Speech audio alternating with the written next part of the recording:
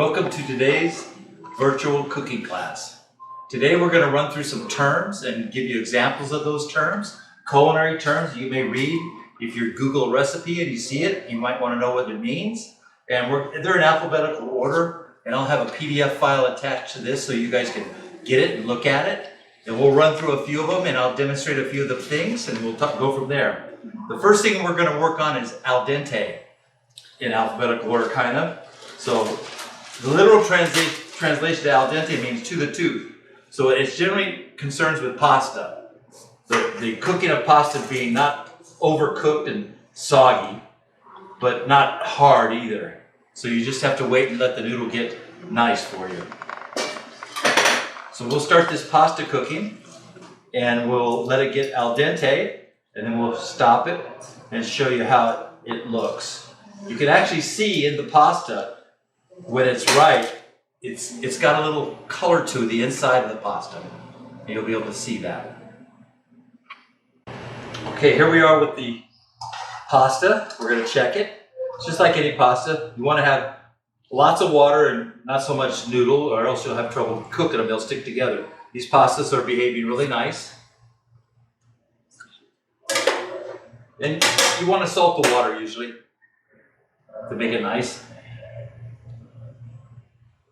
And this is just about right. I don't know if you can see it, but there's a little bit of whiteness in there. And what we're doing is making this al dente, which means to the tooth. All right, we have the pasta, we drained it, and we, a lot of times, if you're not going to put the pasta right away in a sauce, you're going to keep it out, put a little olive oil on it, a little oil, mix it around, so it's nice it doesn't all stick together in one big clump. So it's nice and neat here. And then you can make your sauce or however you're going to do. Sometimes you might saute some seafood or something and throw the pasta in at the last minute and toss it in the saute, and that makes it get warm. Otherwise, you're going to put it on your plate, put sauce over the top of it, meatballs, whatever you like, red sauce, however it works. So that's important. But the main thing is the al dente to the tooth of having the pasta be cooked the right amount so it's not overcooked. It's not mushy. It still has a little bite. And that's our pasta class. Okay, so what we have here is a commercial size Roboku. It's a blender, a basic food chopper, a Cuisinart type thing. And it's got a big bowl with a blade on it. And this is what we use in the kitchen. And it has attachments. You can grate cheese on it. But this is what we're going to do to make aioli. And I'm not going to lead you down the path of making your own mayonnaise. But you can take it that far with egg yolks and extra virgin olive oil or some other kind of grapeseed oil or whatever you want to use to make your own mayonnaise. And then you could flavor it from there. Aioli is traditionally a garlic flavored mayonnaise used as an accompaniment, a dip or what have you.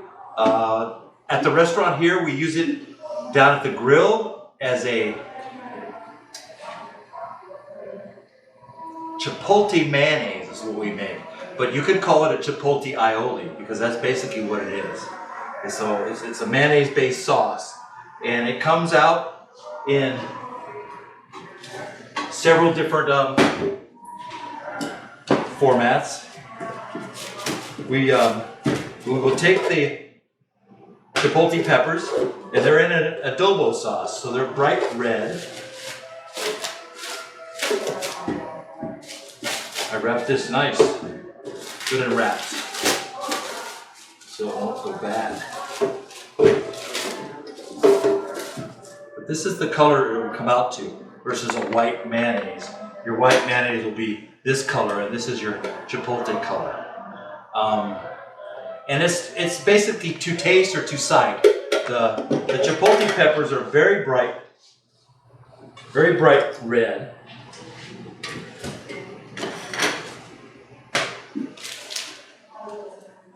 This is a Chipotle, which is actually a smoked jalapeno. These are jalapeno peppers that have been smoked and mixed with an adobo sauce. So this is the sauce right there. And they are on the spicy side.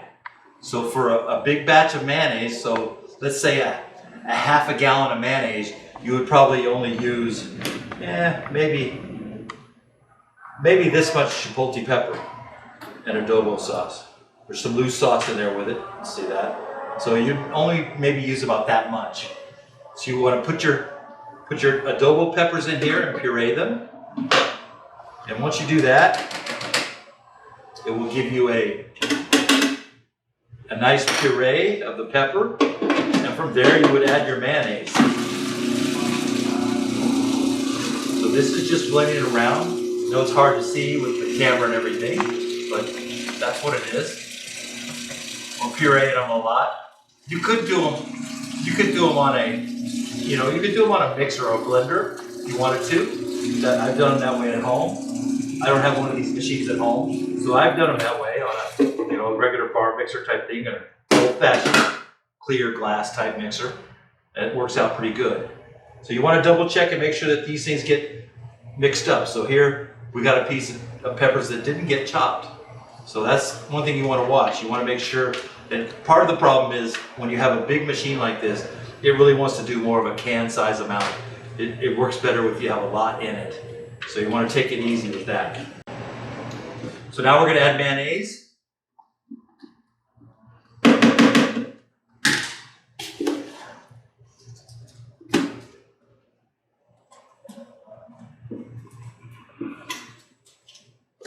A good amount.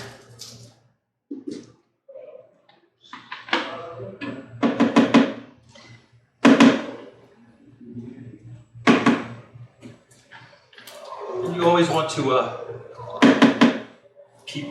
try to get everything out, use everything as much as you can. Foods aren't getting any cheaper, so don't be wasteful. Okay, we'll start with that. See how that looks. We're looking for color.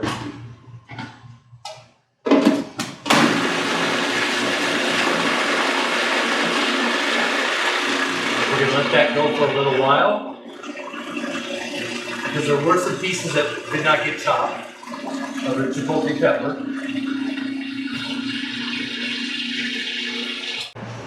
All right, so here we have the aioli we made. And this is the one I made a couple days ago. So we're going to see how close the colors match. This is the old aioli, and this is the new aioli. So they're pretty close. So this should be pretty good. This was not very spicy, so this one shouldn't be very spicy either. But that's the aioli. This has gotten a little room temperaturized. You can see that it's pretty thick. It's a nice thick mayonnaise-based sauce. Very good for dipping, let's say, chicken tenders, chicken fingers, chicken wings, onion rings, French fries. Putting it on a breakfast sandwich. Putting it on whatever you like. Anything you like a little flavored mayonnaise to, you could put it on. If you just use plain garlic, so that would be the same thing. You would take garlic and mayonnaise, you puree your garlic, add your mayonnaise to it. Maybe hit it with a little salt and pepper, something like that, and then go with that. And that should be very good too. This is our aioli right here. Okay, we're moving on to the next letter that we have in the alphabet that we're going to discuss. It's called blanching. And blanching is the submersion of a green vegetable usually, or something you want to keep the color, into hot water and then shocking it into cold water. You're not necessarily cooking it. So if you like really crispy broccoli and you like the color to be bright green, this is a good way to do that. If you're making a veggie dip platter, that would be something you'd want to do this way too. So you're taking your broccoli and you're going to drop it into this boiling water here. Let that sit in there for a second. And you can see it's still staying nice and green, but it's not necessarily cooking it. The stems will still be pretty stiff. Okay, we let the vegetables sit in here for a minute or so. We're going to pull them out and we're going to plunge them into ice water, an ice bath. But we're going to do another vegetable. We're going to do green beans. I'll let you see how those look.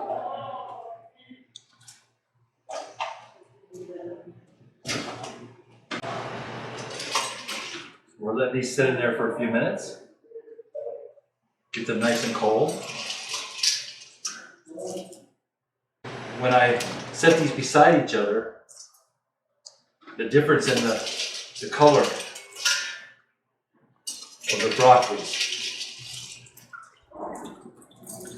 I've got a stack of one of them that's right from the package at the store.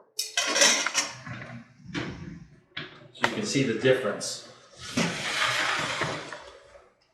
So this is the broccoli that is unblanched. This is the broccoli that's blanched. And we're going to do the same thing with the green beans and see how those look.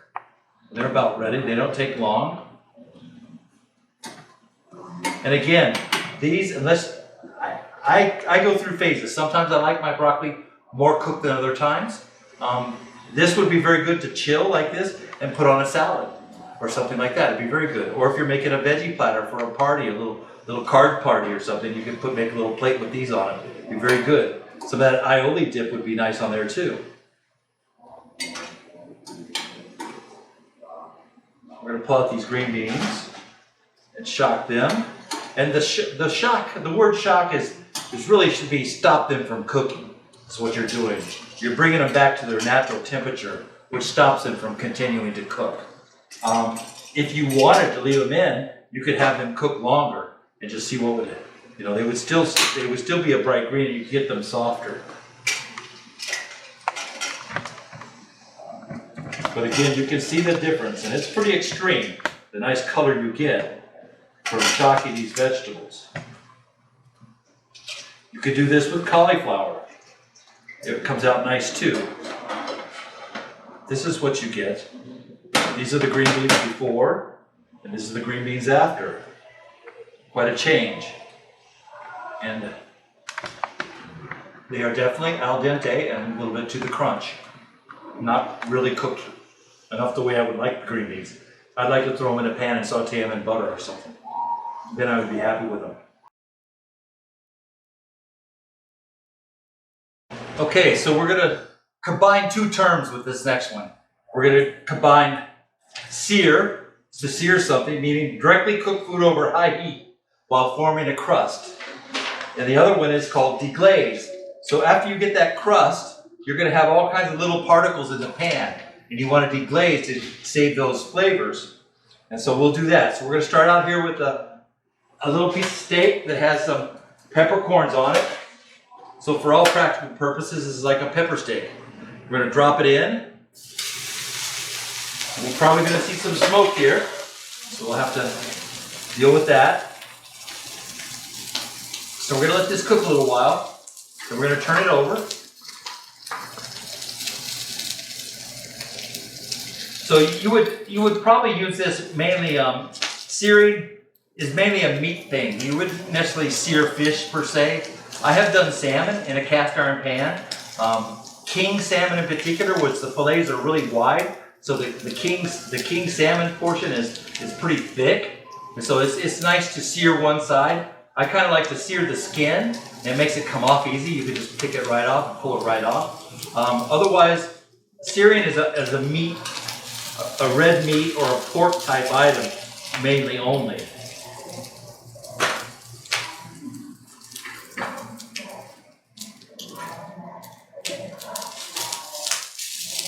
You'll see what's going on here once we get this thing flipped over. There we go, we're getting a nice sear on it. And we're going to do another thing that's, that's not in this. It may be in here, let's see if it is. Flambe, we're going to hit it with a little brandy. Nope. Yeah, it is flambe. Creating flames by the addition of brandy or other alcohol. Add a depth of flavor. So we are going to do that. So we're going to actually do 3 terms in one item here, one menu item. This is very difficult to do in your house. I don't know. I know that I don't know that I've ever lived in a house that can take this smoke. And we're having trouble with the kitchen here because it's not under the hood.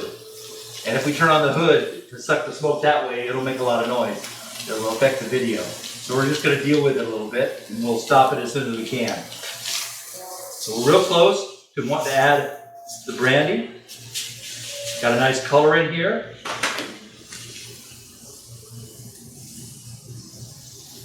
So be careful. Hopefully we won't set off any fire alarms.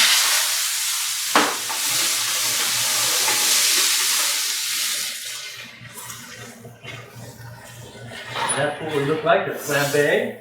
The brandy the alcohol really gets eaten up fast. Even at that time, alcohol burns off. That's what they're talking about, the alcohol burning off. Okay, and now we're going to deglaze it, which is, we're going to pick up any of these particles and we're going to use a little red wine for this.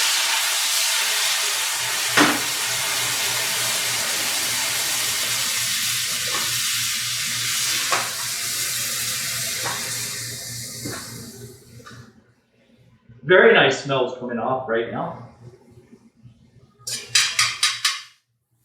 Very nice smells. Okay, so that is 3 different terms. To finish this, you'll want to add a brown stock, and that would finish this and let it cook to temperature. Kind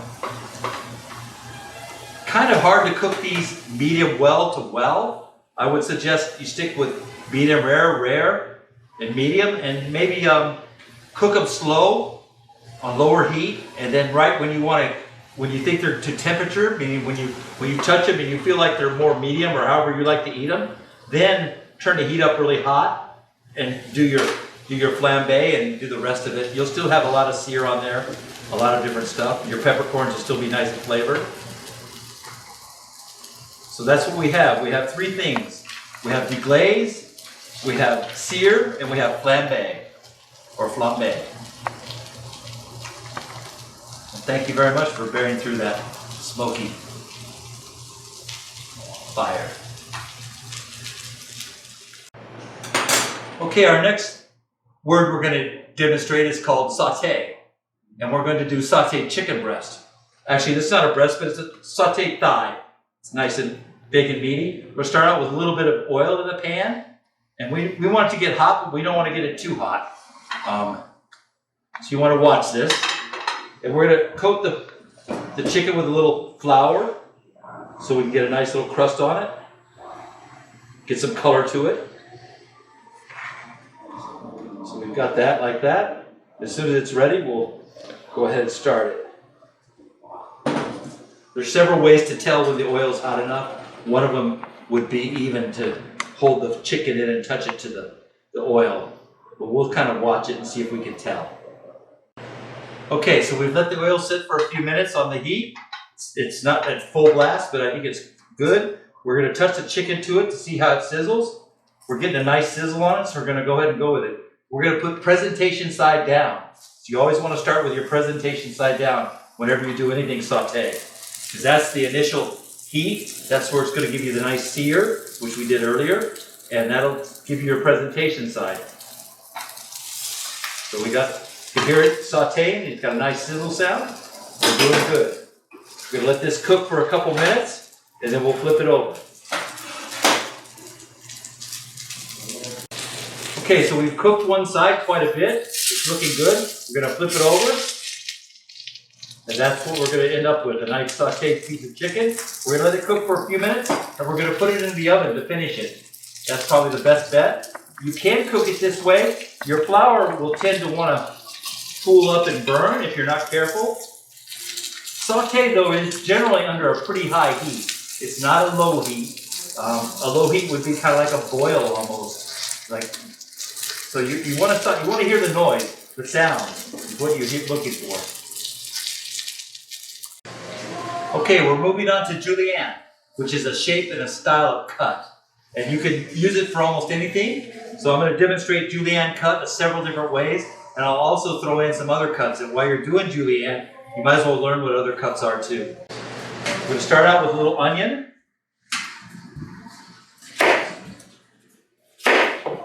Probably one of the easiest ways to do Julianne on onion is to just do it this way. There's several different ways you can do it, but we're going to do it like this. We're going to do some onion. We're going to do some peppers. These are hothouse peppers, and these are your sweet peppers. So in order to demonstrate Julianne, you've got to have length, because Julianne is a length of cut. So what we're going to do here is, we're going to take this, and we're going to cut it here, and then we're going to cut into it like this. And this will give you your Julianne cut. So about like that. This is a julienne cut, basically, on an onion. It's going to follow the shape of the onion. So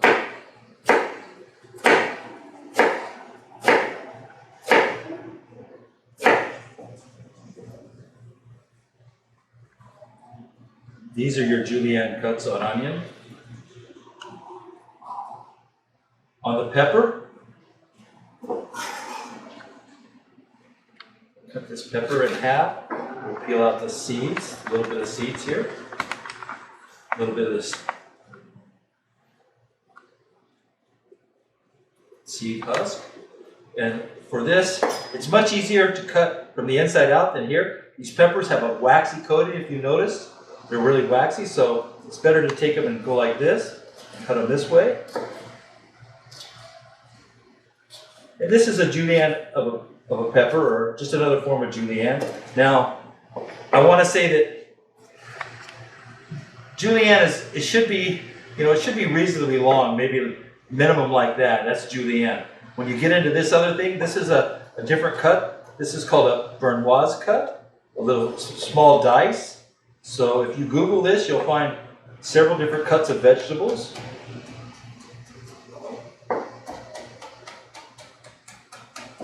So these are all, could be a fine dice or a different name for it, Bernouz. If you're doing a regular dice, like if they say diced onion or diced pepper, you want them to be pretty much so uniform. You don't want one to be this size and one to be this size. You want them all to be kind of uniform. So that's what you're searching for. On something like this, you could cut these like, and this ends up to be a nice dice where they all come out to be almost the same. And that, by cutting them the same, they also cook the same. So that's the whole purpose of this. I'm not just mass chopping and doing whatever. There's a purpose in all this, and that's to have your food come out cooking right and being all the same temperatures and stuff. So that's a different cut right there. So there's all different things you can do with julienne. So this is a longer one. This is a little bit shorter one. These are your onion ones. And if you're using if you're cooking something that's smaller, you may not want to go this big. There's no hard set rule. It has to do with the cuisine you're cooking. Google it, look at the picture, see what's going on. Sometimes you may want them like this, all this size versus the long size. So that's what's going on. The same thing goes with if you're making like a shish kebab or something like that on a skewer. You've got your onions like this. Well, at some point you've got to get the right size onion for the skewer. So are you going to cut them like this and have them be this big? It all matters before you cut your onion down. Something like this is a nice shape to put in a skewer, something like that. So this is peppers and onions, and it applies to anything you're going to julienne. And I'm going to pull some lunch meat out, and a lot of times you might want to have a salad and have some julienne ham or cheese or salami or something like that on it. And that'll make a nice salad flavor.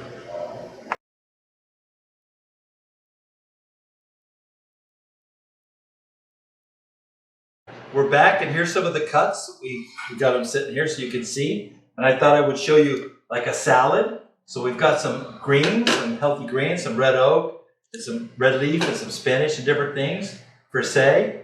So we're going to show you what you could do with a salad. This is an egg, so a hard-boiled egg. We'll put a little egg on each side. And from there, we'll take, these are an assortment of meats. This is cottage salami. This is cheddar cheese, Swiss cheese, and this is ham. So we'll take these and we'll demonstrate how you could use julienne this way. And you can either do it full length like this, and again, it's just a matter of having it the way you like it. Or you could cut it longwise and cut it in half and then cut it so they'd be shorter. But I think it looks better in length. The way it sits on the salad and everything, I think it looks much better. So you take this and put it right up on the salad. And I think that's a nice thing. And if it was just turkey you wanted, or if it was just ham you wanted, or roast beef, or you wanted a different kind of cheese, provolone, however it might work. This is a nice touch to a salad.